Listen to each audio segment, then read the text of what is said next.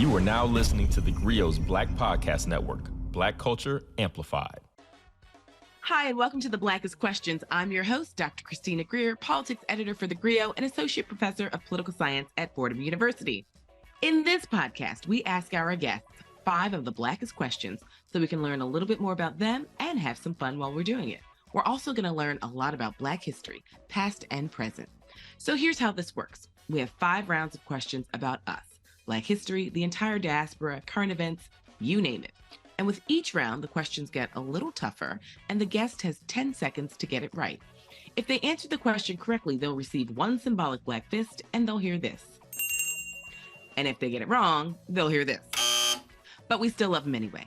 And after the 5 questions, there'll be a Black bonus round at the end just for fun, and I like to call it Black Lightning. So our guest for this episode is food editor of the Philadelphia Inquirer and regional chair of the world's 50 Best Restaurants, Jamila Robinson. Jamila leads a team of reporters and directs its multi-platform food content franchise. Jamila was also senior editor for features at the Atlanta Journal-Constitution, where she led its features and entertainment team. Jamila is the chair of the James Beard Foundation Journalism Committee, super exciting, which organizes the highest honors in food media. She also serves as the coach and mentor for the JBF Fellowship Program. Jamila is an idea person, an avid traveler, and in her free time, coaches figure skating, and her love language is pie. Jamila, thank you so much for joining the Blackest Questions. I am so excited to have you here. Dr. Greer, thank you so much for having me. I'm so excited to be here. Love talking about a little bit of Black stuff. So great to be here. We're going to talk about Black folks. We're going to talk about food. First things first, our listeners know that I am not really a sweets person. I like salad for dessert, but I do make a mean sweet potato pie. And I had Mike Twitty on the Blackest Questions, Chef Michael Twitty, and we talked about pie and so many other things. And I got so many listeners DMing and emailing saying, can I get your grandmother's sweet potato pie recipe? And I asked my cousins and they said, absolutely not. That is in the family. What's your stance on sharing recipes? Oh, I think you should share the recipes. Okay. Recipes are a part of our canon. Mm-hmm. It's a kind of storytelling. And, you know, you'll see people on Twitter and on Instagram saying, oh, we're losing recipes. But what happens if we don't share recipes, we lose our family's stories. Mm-hmm. You can't get my grandmother's sweet potato pie recipe without talking to her first. So you're going to hear about her life, her story, and that's why we share recipes. It's not just adding a little bit of cinnamon, a little bit of nutmeg. It is about the relationships and how we talk to each other and how we share. So definitely share your family's recipes, write them down. So if the love language is pie, then what's your favorite pie? Lemon tart. A lemon tart, lemon meringue is my absolute favorite pie. It's the first thing I remember learning how to make. It's how it was communicating with my grandmother, her trying to keep me quiet because I talked too much. And so she would give me an egg white and a quarter cup of sugar, and she would give me a whisk and say, count to 150. And I had to go 1, 2, 3, 4, 5, 6, 7, 8, 9, 10, 2, 2, 3. And then when I got to 150, I had to switch arms. And that's how we got meringue. So are you ready to play the Blackest Questions? I can tell you're about to kill it. I feel it. Question number 1. Known as one of the greatest composers of our time, this American composer, pianist, and organist was the first African-American to win the Pulitzer Prize for Music in 1996. Who is he? Pianist, organist. Oh, I only have 10 seconds to do this, don't I? I was going to say Quincy Jones, but I don't think that's right. Ooh, that's a really great guess. That's a really solid guess. The answer is George Theophilus Walker. Walker. So for a number of years, he toured extensively in the United States and abroad as an accomplished pianist. He then went on to hold teaching posts at various institutions, including Smith College, which is where I held a fellowship, University of Colorado Boulder, and Rutgers in Jersey. Shout out to Jersey.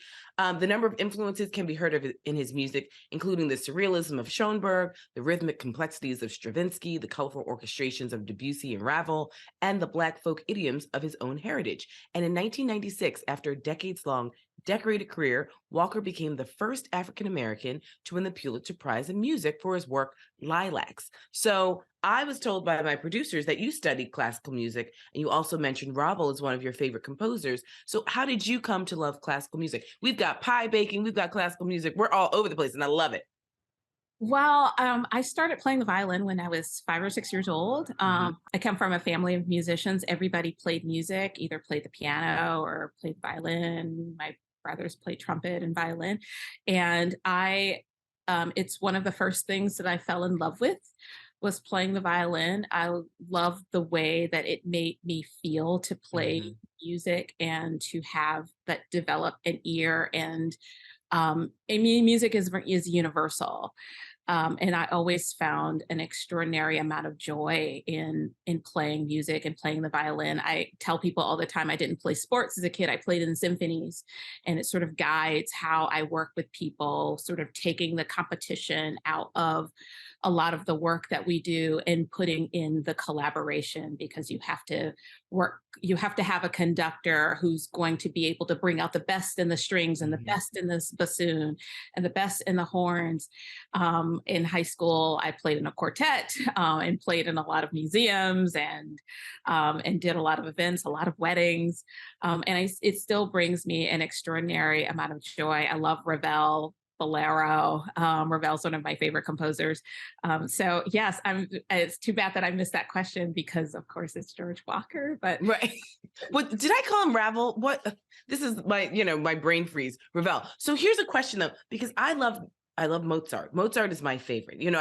I write a lot to Mozart. It sounds like though you're saying that being part of an orchestra in many ways is about being part of a team, the way some people have thought about sports. I always think about folks from Detroit. Everyone I meet from Detroit plays some sort of instrument and has some sort of musical foundation. It's almost like, that the area in Virginia where like Missy and Timberland and Genuine are from. My Detroit friends, I'm like, does everyone have a musical bone in their body? We all went to Cass Tech, CT fired up. We had a symphony that was extraordinary, great musicians who were alumni who played in the Detroit Symphony, who would come back and give master classes. I played in the Detroit Symphony Civic Orchestra with some really important musicians, and it's Motown.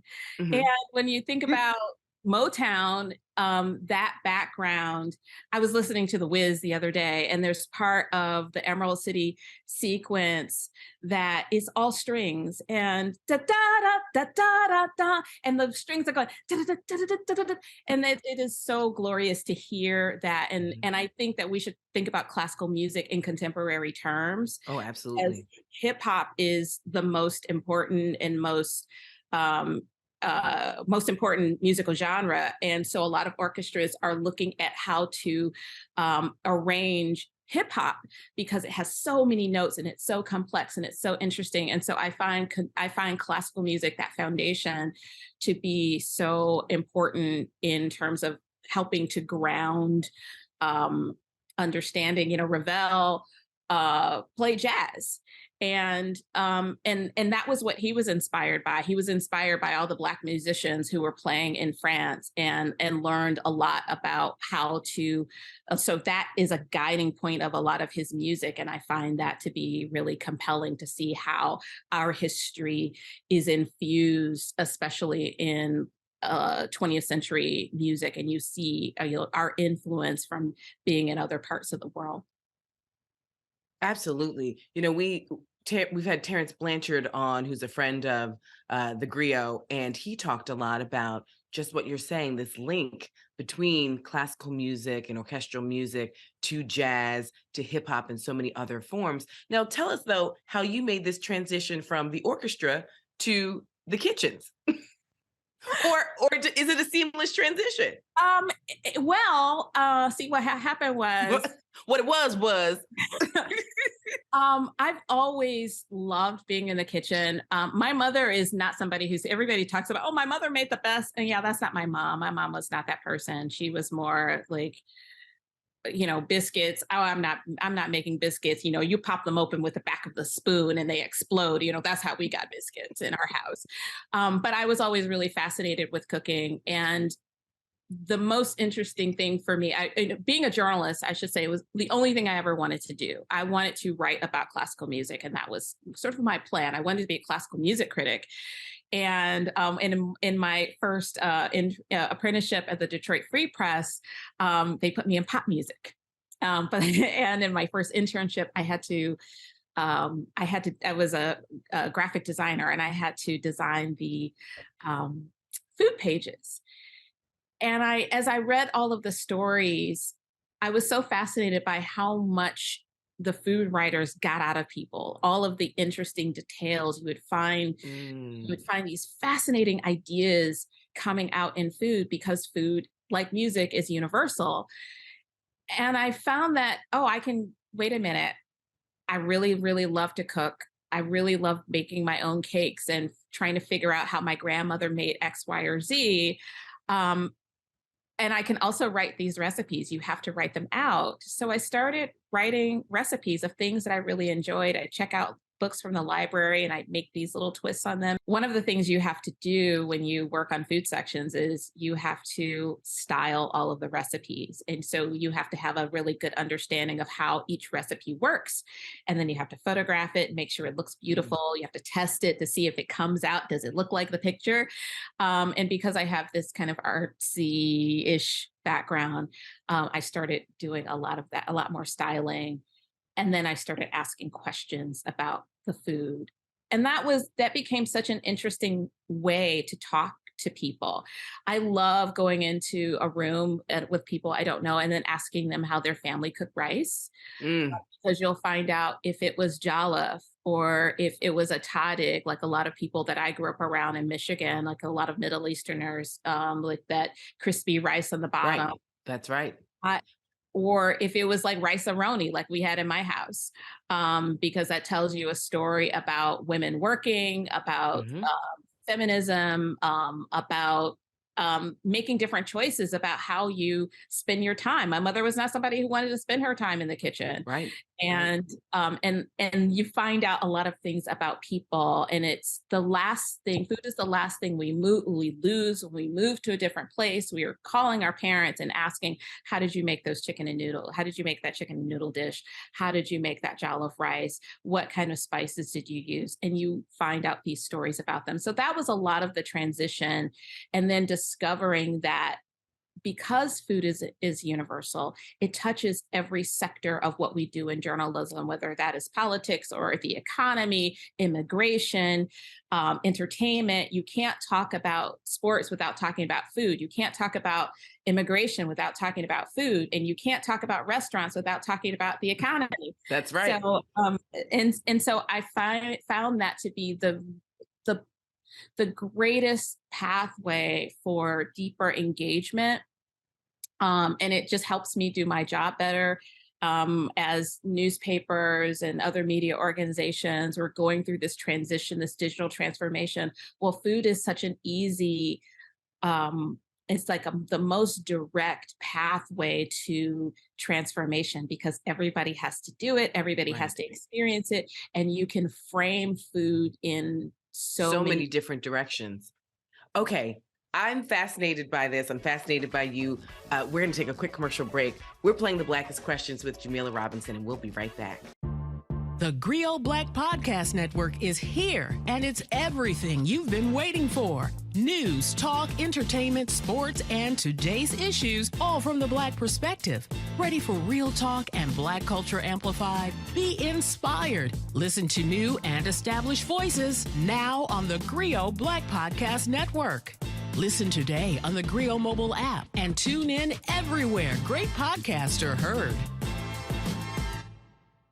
Okay, Jamila, we are back playing the Blackest Questions. Are you ready for question number 2? I'm going to circle back at some point because I'm a rice connoisseur, so we're going to get to the bottom of more of this rice conversation. But in the meantime, in between time, are you ready for question number 2? Let's go. Okay. Considered one of the most influential contemporary American artists, she rewrote the rules of image making by creating work that insists on the worth of Black women, both in art and in life, working in text, fabric, audio, digital images, installation videos, and is best known for her photography. Who is she? Oh, I thought that was going in a different direction. That's what we do in the Blackest Questions. Oh gosh, I can see her artwork. Oh,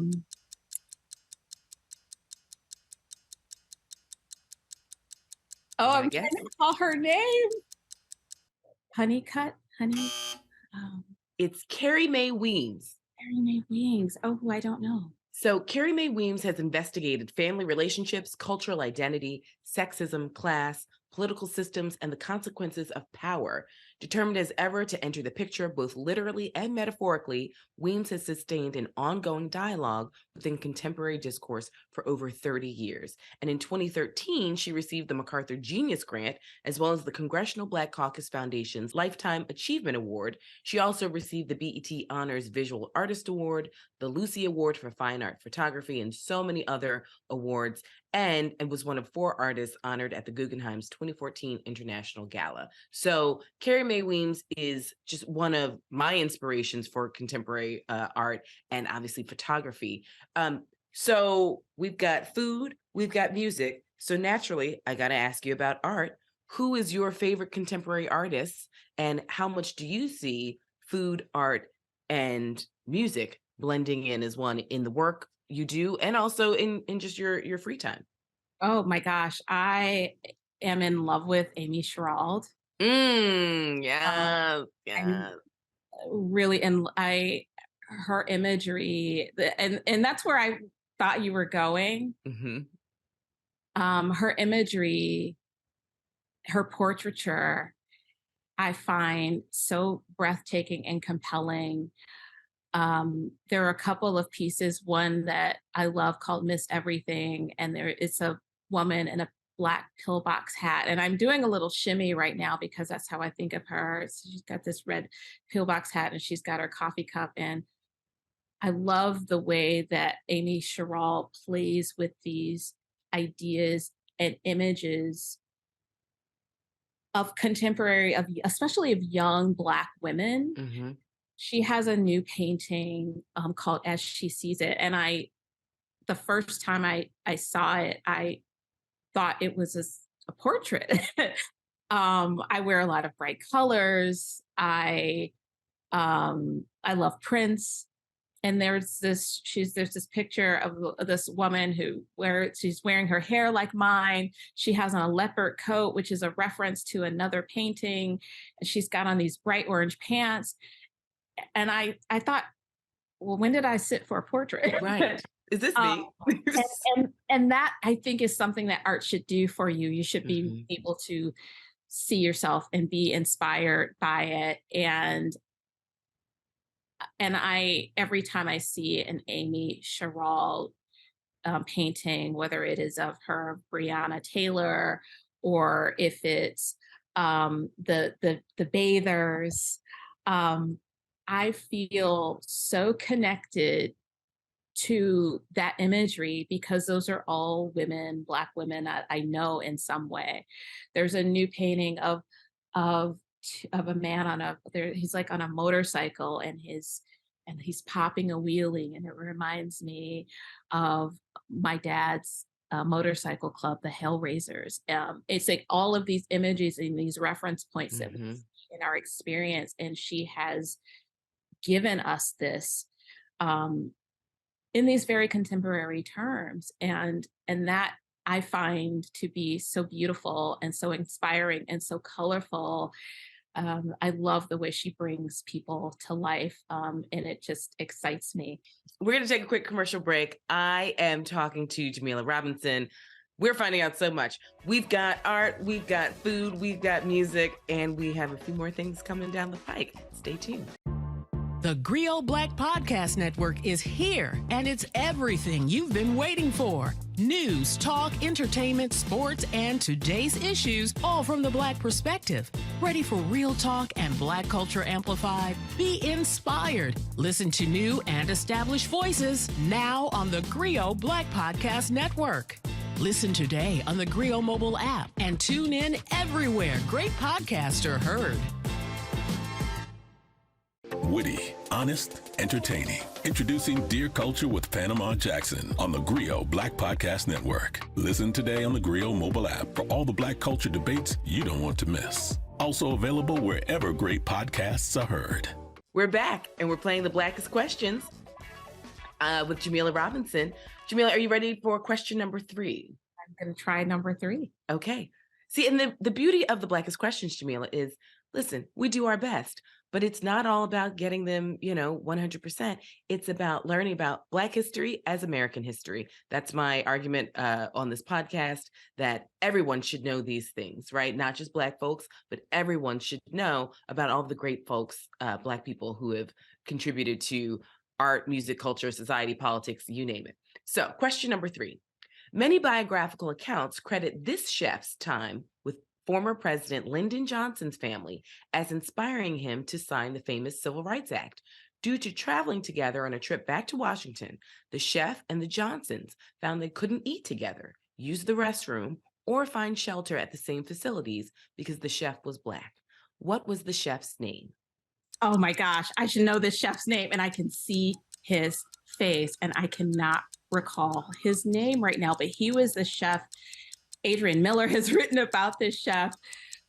He was in the White House for many, many years, and I cannot call his name. Help me out with his name, Dr. Greer. So you're thinking of a different chef, because the chef we are thinking about is Zephyr Wright, who was born in Texas in 1914, studying home economics in college. She did more than simply obtain an education. She was one of Wiley University's best students, being so highly recognized that she was recommended by the university president to work for then Representative Lyndon Johnson's family as a chef in 1942. And as our listeners know, LBJ is my favorite president. We know he's from the great state of Texas. And so according to the First Lady, Wright was an expert at spoon bread, homemade ice cream, and monumental Sunday breakfasts of deer sausage, home-cured bacon, popovers, grits, scrambled eggs, homemade peach preserves, and coffee. And so the Pedernales River, I'm sure our listeners will correct me on the pronunciation, Pedernales River, chili recipe. So the Pedernales River chili recipe was so popular, it was printed on cards and passed out to White House visitors. And Zephyr Wright also held the pen that endorsed the historic Civil Rights Act of 1964. And so, Jamila, I was just telling my students, when a president signs a bill into law, when Congress brings a president a bill, and I asked my students, why does the president have 10 to 20 pens right in front of him? And they rightly guessed, oh, so he can give them out to the different people who helped pass that legislation, right? So he signs a little bit with each pen. And so the fact that Zephyr Wright had one of those pens with the passage of the Civil Rights Act, when we know that so many people, especially so many African Americans, contributed to the passage of the Civil Rights Act, that just warmed my heart. And I'm so excited to learn more about who she was. So had you heard of her before? It gives me chills. I haven't heard of her. And that gives me chills, because we know so much about so many of the Black chefs that worked in the White House kitchens and worked for so much of the congressional staff and actually contributed to the canon, whether that was James Hemings or all the others. But Zephyr Wright is a name that I don't know. And that story just gives me, I can feel it in my soul. Yes. And as a political scientist, I feel like I want to learn more. This is, she's basically the confluence of Jamila and Chrissy talking in this food world and political world, because imagine what she had seen and the conversations I'm sure she had with the president. As you said, in the kitchen, as we learn about these recipes, it's all about conversations and learning. Time for a quick break. We'll be right back. Welcome back to the Blackest Questions. I'm so sure that there were some conversations had between the president and Zephyr Wright in the 20 some odd years between that incident of them traveling and the passage of the 1964 Civil Rights Act. And imagine the conversation around I feed you, which is feeding somebody is the greatest act of love, right? I feed you, but I can't sit next to you as I feed you. and feed me the food that I prepared. So I can imagine, this is why it's giving me chills about the conversations that must have been had, and the progress that is required, and the humanity that is necessary to make that kind of change. I have chills.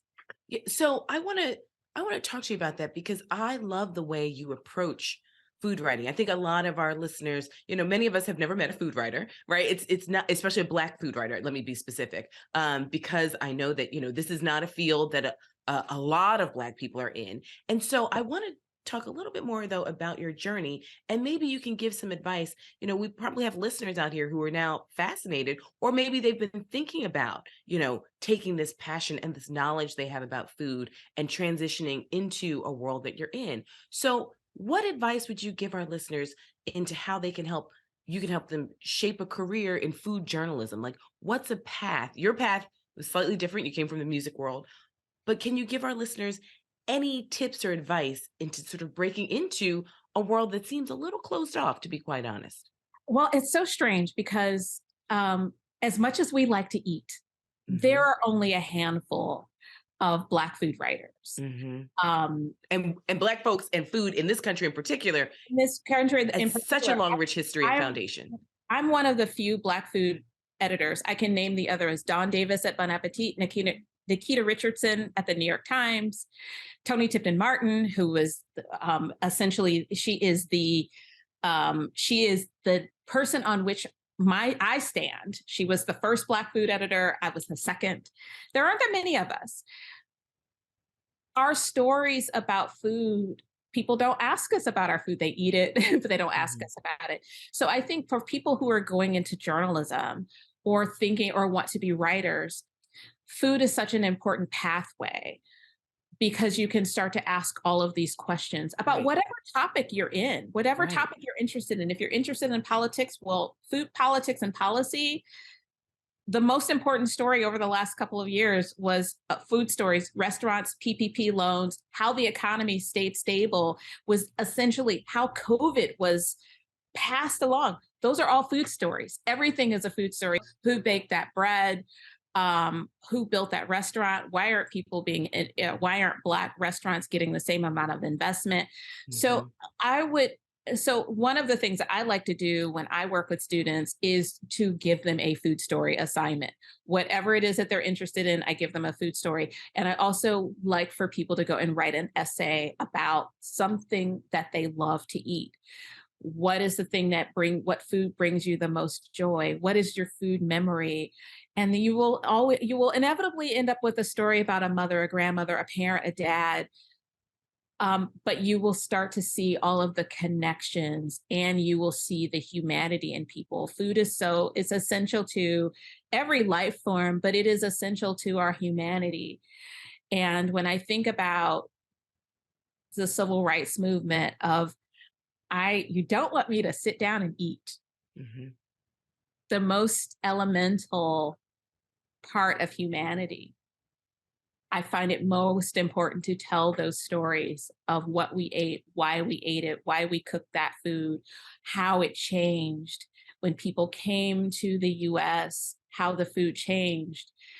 I mean, when I think about Ben's Chili Bowl in Washington, D.C., that's an urban politics story. Right. It's a gentrification story. The reason that Ben's Chili Bowl has been able to remain is because it owned the building. It was the only place that stayed open during the riots. Right. It served so many people in the civil rights movement and continues to serve it now. And Virginia Ali is still alive, and we should give her flowers for the work that she did feeding the civil rights movement. But it's also the story about politics and policy and how neighborhoods change, and investment, disinvestment all plays into whether or not we can feed ourselves in our own neighborhoods. Time for a quick break. We'll be right back. Okay, we are back. Jamila, are you ready for question number 4? Question number 4, come at me. Okay. Inspired by the Black Power movement in the United States, this British organization existed from 1968 through 1973. What was it called? 1968. I'm going through all of my mental database of British trivia.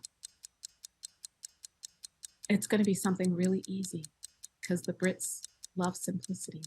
Mm-hmm. You're correct. Is it the free? Is it? You ready? Yeah, I'm ready.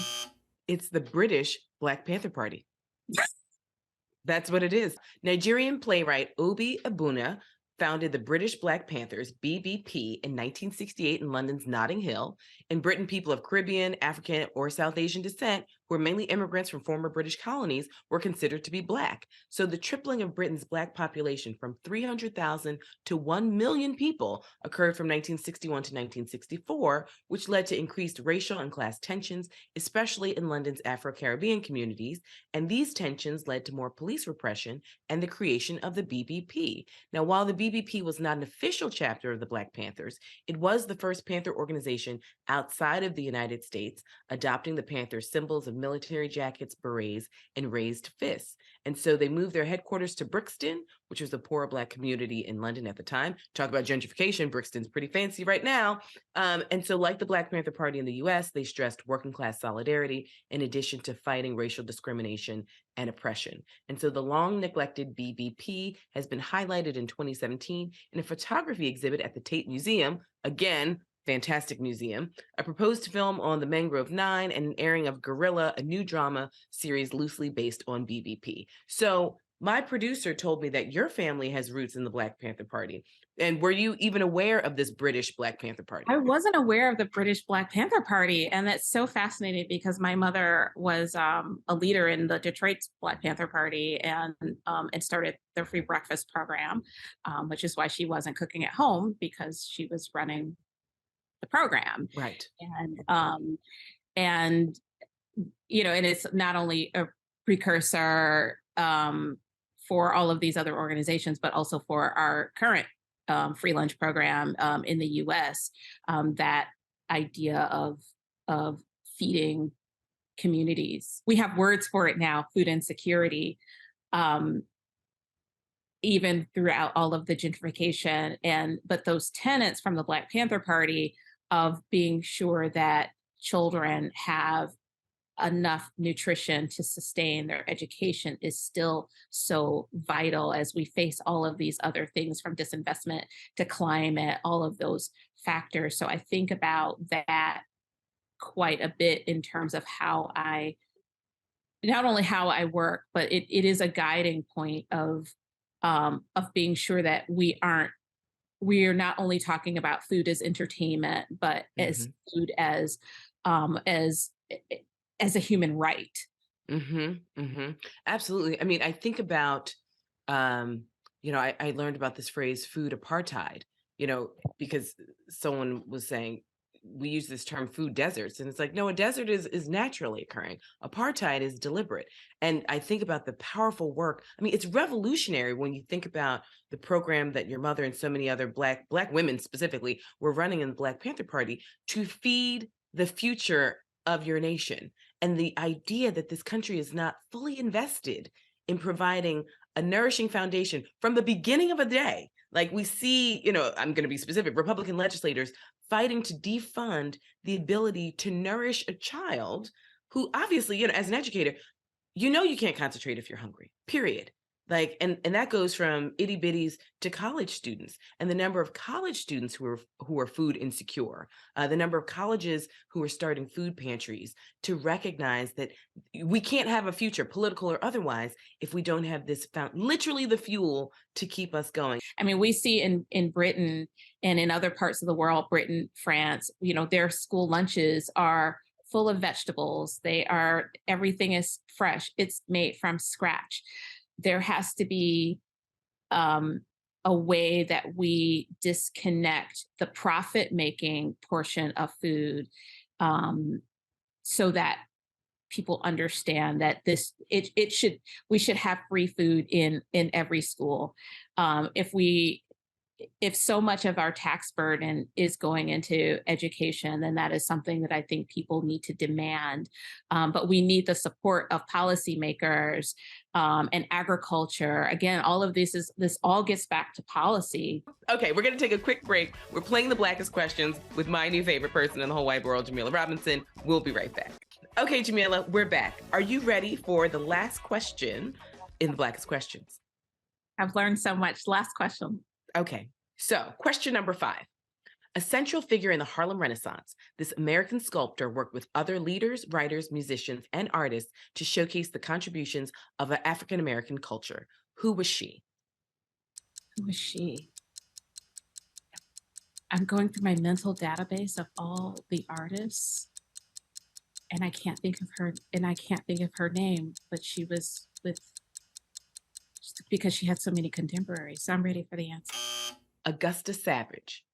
So, the career of Augusta Savage was fostered by the climate of the Harlem Renaissance, and during the 1930s, she was a well-known Harlem sculptor, art teacher, and community art director. She arrived in New York with $4.60 and found a job as an apartment caretaker and enrolled at the Cooper Union School of Art, where she completed her 4-year course in 3 years. And so when the Harlem Renaissance was at its peak in the mid-1920s, she lived and worked in a small studio apartment where she earned a reputation as a portrait sculptor, completing busts of prominent personalities such as W.B. Du Bois and Marcus Garvey. And her best-known work of the 1920s was Gamine, an informal bust portrait of her nephew, for which she was awarded a Julius Rosenwald Fellowship to study in Paris in 1929. She won it again in 1931, which permitted her to remain in Paris for an additional year. And she also received a Carnegie Foundation grant for 8 months to travel France, Belgium, and Germany. And so your career has been pretty fascinating to me. And I know you're a very well-traveled food journalist. Can you tell us some of the best places you like to eat? Well, I go Savage, love Paris. I love Paris. Mhm. And as you were telling her story, I was just thinking about, gosh, we always hear about Josephine Baker, but we don't hear about all the other So women many. who went to So many. Paris. So many Black women went to Paris and found the thing that I found in Paris, which is a path to freedom and really learning how to live in my Americanness by going to Paris. I love eating in Paris. I have my favorite restaurants in Paris, but I also love eating in Brazil.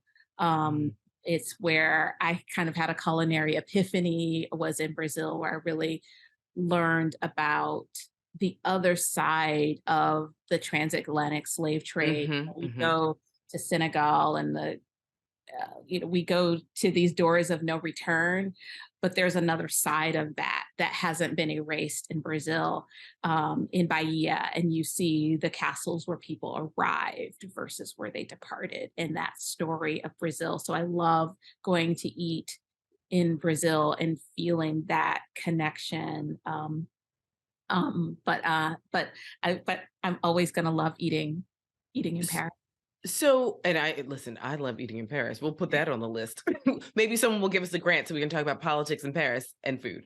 So really quickly, before I let you out of here and before we play Black Lightning, what's the best part of finding the world's 50 best restaurants? When you discover that the best part of finding some of the world's 50 best restaurants is finding that sense of place. And that change, that the restaurants don't have to be French, Italian, and sometimes Japanese. That the chefs that I'm most excited about and the restaurants I'm most excited about are ones that are telling the story of their lives. One of my favorite restaurants is a Nigerian Chinese restaurant in London called Ikoyi. And it was 2 chefs who both wanted to open restaurants, friends. One wanted to open a Nigerian restaurant. The other wanted to open up a Chinese restaurant. And so they said, well, what if we came together and told the story of imperialism through our dishes? So there's a smoked jollof rice on their menu that all you can say is, man, listen. Right. There's a plantain steak, but they're doing more than just giving you delicious food. They're giving you a sense of place of where London is now and who lives in London.